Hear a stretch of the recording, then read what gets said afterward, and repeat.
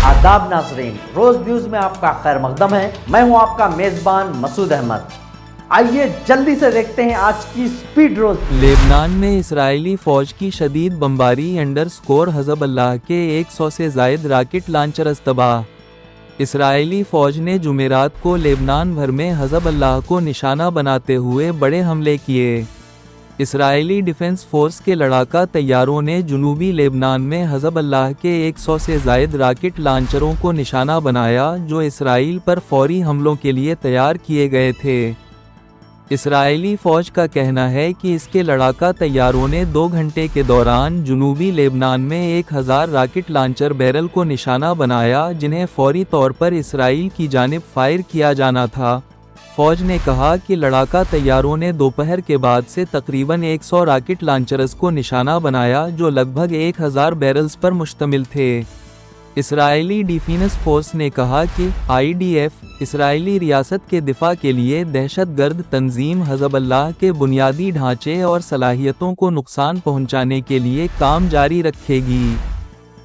Times of Israel ने इत्तला दी है कि लिबनानी सिक्योरिटी ज़राए ने 7 अक्टूबर को ग़ज़ा जंग के आगाज़ के बाद से हिज़्बुल्लाह की जानिब से रोज़ाना सरहद पार से शुमाली कम्युनिटीज़ पर हमले शुरू करने के बाद से ये सबसे शदीद बमबारी करार दिया है।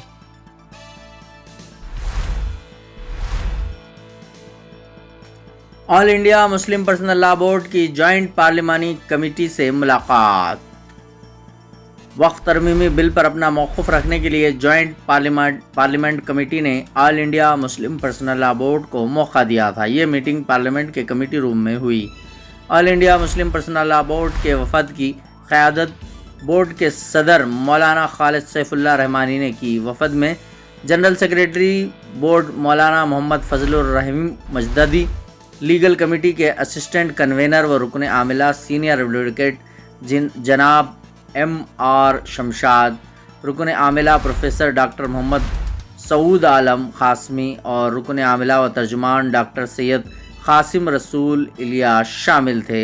इस मौके पर JPC के तमाम अराकीन मौजूद थे। सबसे पहले डॉक्टर इलियास ने वफद के अराकीन का तारुफ करवाया। इसके बाद सदर बोर्ड ने तफसील से वक्फ की शरई हैसियत और तारीख़ पर रोशनी डाली। मौलाना ने all India Muslim personal law board का तारुफ करते हुए कहा कि बोर्ड मुसलमानान हिंद का एक मुत्तहिदा प्लेटफॉर्म है, जिसमें मुल्क की तमाम अहम दीनी व मिली जमातें, तमाम मसालिक, तमाम अहम दीनी मदारिस, मिल्लत के उलमा और दानिश्वरों की नुमाइंदगी की है। प्रोफेसर मोहम्मद सऊद आलम क़ासमी ने भी वक्फ की शरई हैसियत पर गुफ्तगू की।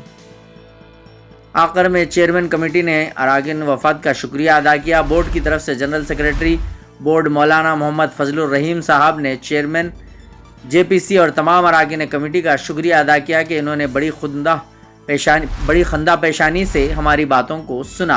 ये मीटिंग तकरीबन 2.5 घंटे तक चली।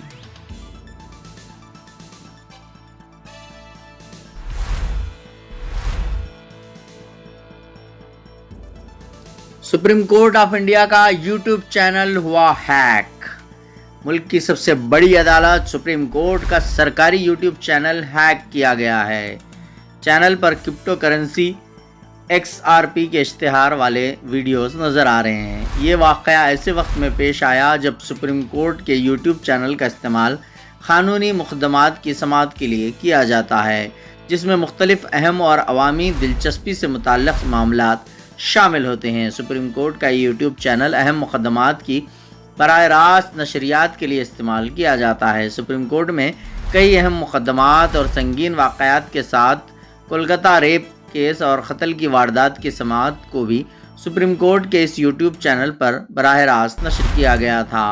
हालिया दिनों में कई सरकारी इदारों के बाद अब साइबर मुलज़मीन ने सुप्रीम कोर्ट का YouTube चैनल हैक कर लिया है। ब्यूरो रिपोर्ट, रोज़ न्यूज़।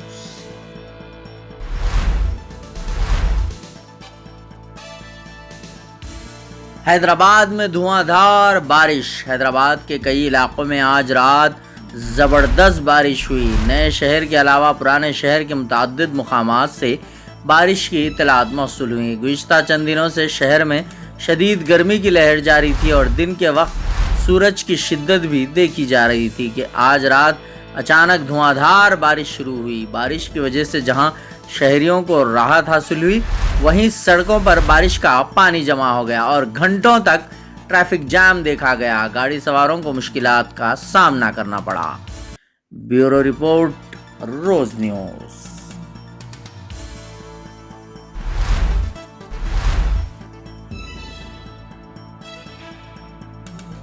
ڈیٹنگ سائٹ پر لڑکی بن کر لوگوں کو دھوکہ دیتا تھا۔ حیدرآبادی این آر آئی کو لوٹنے والا شاطر ملزم ہوا گرفتار۔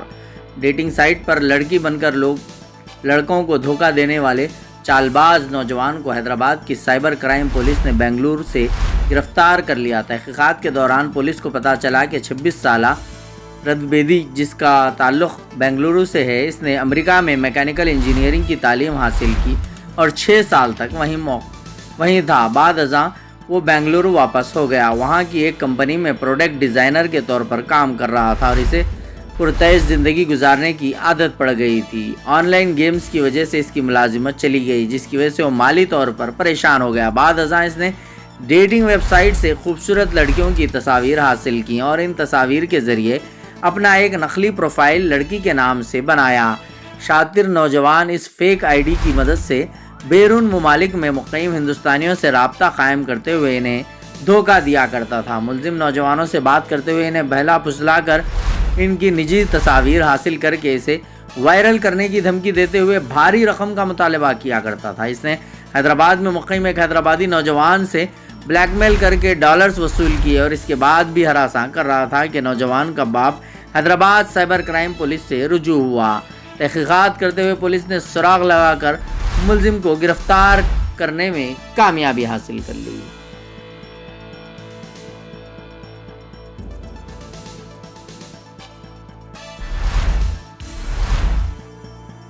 ہندوستان میں آج سے آئی فون 16 کی فروخت کا آغاز۔ ہندوستان میں آج سے ایپل کے آئی فون 16 کی فروخت کا آغاز ہو گیا۔ ایپل نے اپنی آئی فون 16 سیریز کے فون فروخت جمعے کی صبح سے پورے ملک میں شروع کر دی ہے۔ Apple artificial intelligence AI technology سے چلنے والے ان فونز کو خریدنے کے لیے خریدار ایپل اسٹورز کے سامنے قطار میں کھڑے ہیں۔ ممبئی اور دلی سمیت ایپل کے کئی اسٹورز کے باہر خریداروں کی قطار لگ گئی۔ اس سے متعلق ویڈیوز یوٹیوب اور سوشل میڈیا پر وائرل ہو گئے ہیں۔ ایپل کمپنی نے آئی فون 16، آئی فون 16 پلس، آئی فون 16 پرو، آئی فون پرو میکس کے نام سے 4 ماڈلز متعارف کیا ہے۔ ان میں ایڈوانس کیمرہ کنٹرول بٹن اور ایکشن بٹن نام کے 2 نئے بٹن بھی شامل کیے گئے ہیں۔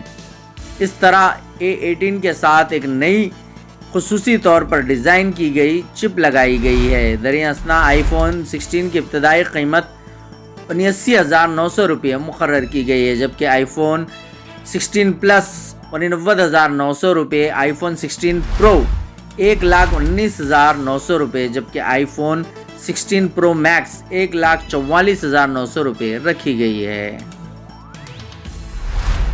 آج کی اسپیڈ روز نیوز میں بس اتنا ہی، ملتے ہیں اگلی نیوز میں۔